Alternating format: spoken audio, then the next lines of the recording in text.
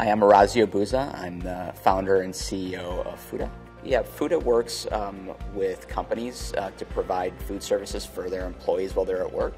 So we partner with restaurants, and restaurants then come to employees' offices, whether it's in lobbies, company lunchrooms, or inside cafeterias. A new restaurant comes every day, and people walk up and buy directly from the restaurant. So Fooda's been around since 2011, and we started out by providing pop-up restaurants inside of corporate locations and office buildings, and they were always for generally one-off.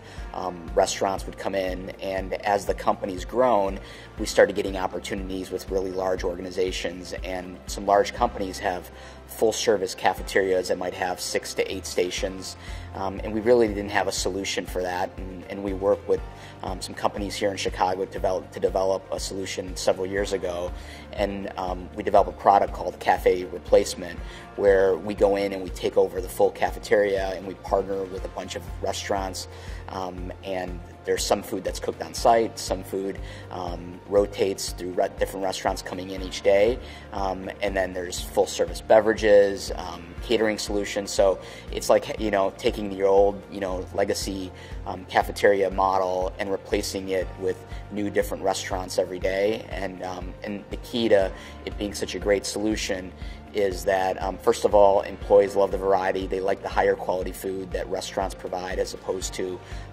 traditional cafeteria services.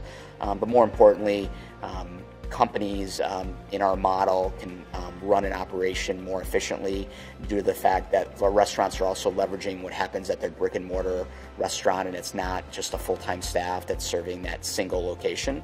And so it's been a win-win for restaurants that get to go in these locations that they traditionally didn't have access to. It's a win for the consumer because they're getting way more variety, and the company, it's a better business model to operate their cafe.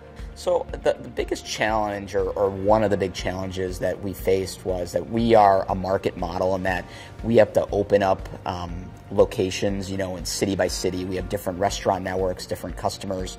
And so early on, we did a lot of research in regards to how we thought adding new markets would look like. And so way back in 2014, we started adding cities, and it was very much a calendar-based approach where you'd say, okay, we're going to launch New York in the month of July, and so we have to hire a team first, and then we're going to meet with customers, and then as we get close to signing customers, then we bring on our operations team, then our sales team that sells restaurants. So it's very much a waterfall approach based on calendar timing.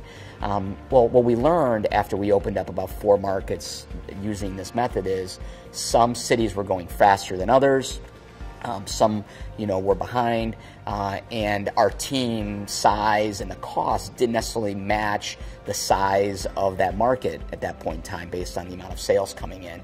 And so we took a step back, and we got some advice from some advisors and board members saying, hey, you should try to really go deeper within a market.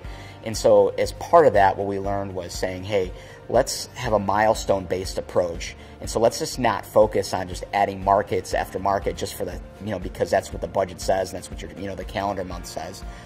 The way we do it now is we make a commitment to start working on a market, but we don't hire a salesperson until we pre-sell into X number of customers. And then we don't hire, a salesperson until we're live with X number of accounts in a market. And so it's very much based on hitting a milestone as opposed to hitting a date on the calendar.